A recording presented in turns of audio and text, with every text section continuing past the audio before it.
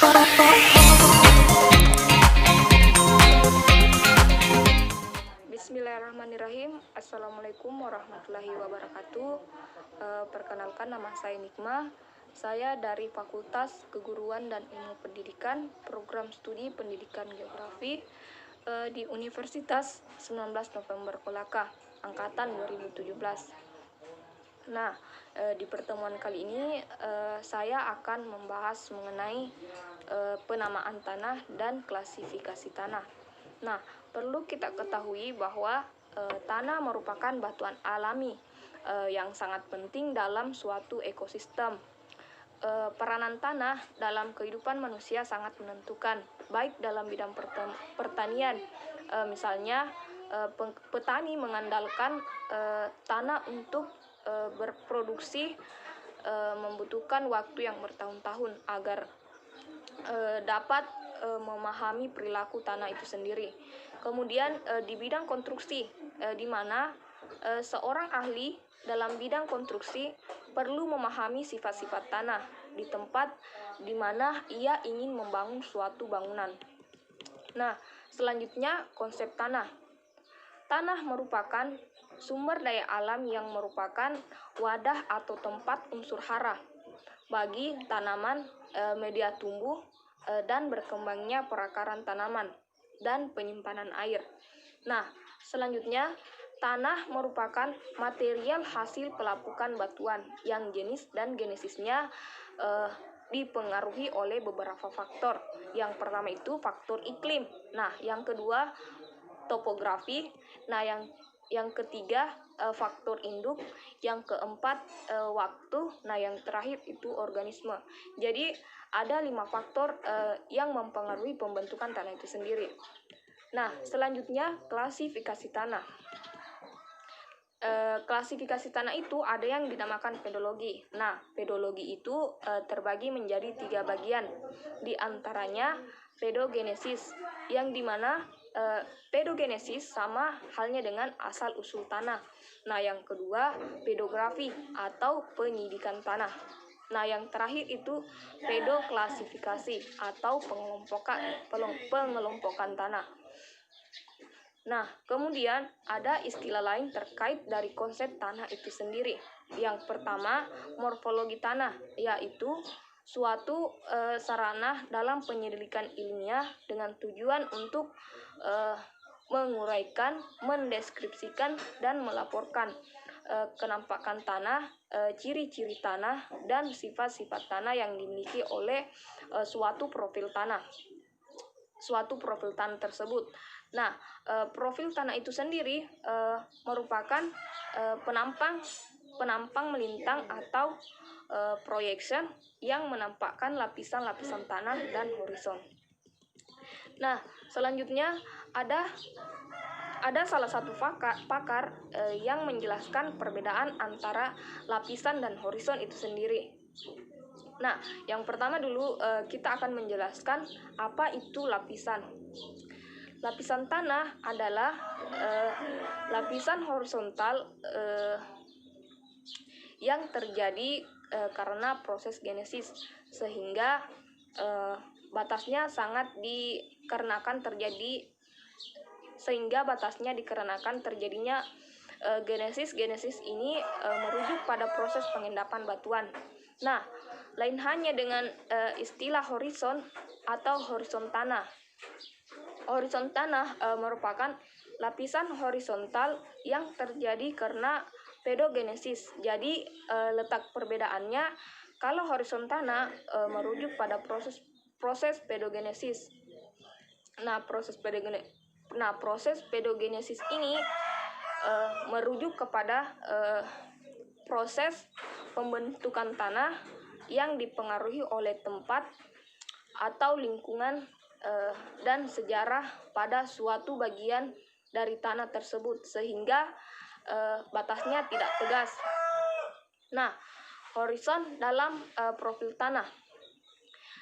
Horizon dalam profil tanah itu terbagi menjadi 5 horizon. Yang pertama itu horizon O. Nah, horizon O pada dasarnya merupakan lapisan atau penyusunan yang yang penyusun utamanya adalah batuan organik, baik yang jenuh ataupun tidak jenuh dengan air dan bahkan tidak pernah jenuh sama sekali. Nah, yang kedua itu horizon A atau lapisan A merupakan horizon material yang terbentuk pada permukaan tanah. Dia berada di bawah lapisan O. Kemudian di lapisan bawahnya itu ada lapisan A yang dimana menunjukkan hilangnya seluruh atau sebagian besar dari struktur tanah,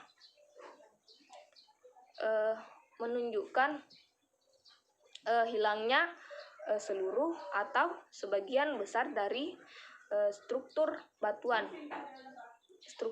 asal, dan menunjukkan salah satu atau lebih dari sifat akumulasi bahan organik yang terumifikasi, yang tercampur kuat dengan bahan material dan tidak didominasi oleh sifat-sifat yang menjadi horizon E.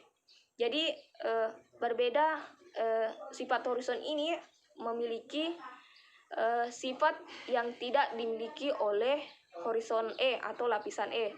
Nah, selanjutnya horizon E, di mana horizon E ini menunjukkan proses aluviasi. Nah, eluviasi sendiri merupakan proses pemindahan bahan-bahan tanah dari suatu horizon ke horizon lainnya. Selanjutnya horizon B atau lapisan B merupakan horizon mineral yang terbentuk di bawah lapisan horizon O, A, dan E. Nah, horizon B ini dicirikan oleh hilangnya atau sebagian besar struktur batuan asalnya, dengan memperlihatkan salah satu atau lebih bukti proses pedogenesis. Nah, atau pedogenesis itu biasa disebut dengan proses pembentukan tanah yang dipengaruhi oleh tempat, lingkungan, dan sejarah. Nah, selanjutnya horizon yang terakhir atau horizon C, di mana horizon ini menunjuk kepada horizon di mana materialnya ini tidak termasuk batuan dasar yang tersementasi dan keras, yang mengalami sedikit proses pedogenesis serta kurang memiliki sifat dari horizon O, A, B. Jadi sifat horizon ini berbeda dari lapisan atasnya. Nah, umumnya bahan dari lapisan ini yang sering ditemukan yakni bahan sedimen, saprolit, batuan dasar, serta bahan-bahan geologi lainnya yang kurang tersementasi. Nah, yang terakhir itu klasifikasi tanah. Sejak tahun 1975, di Indonesia dikenal dengan sistem klasifikasi tanah yang banyak digunakan di lembaga penelitian perguruan tinggi, dinas teknis, dan teknisi di lapangan, yaitu yang pertama, sistem klasifikasi tanah nasional, yang kedua, sistem klasifikasi tanah internasional, dan sistem klasifikasi FIO atau UNESCO. Nah, selanjutnya sebaran tanah di Indonesia.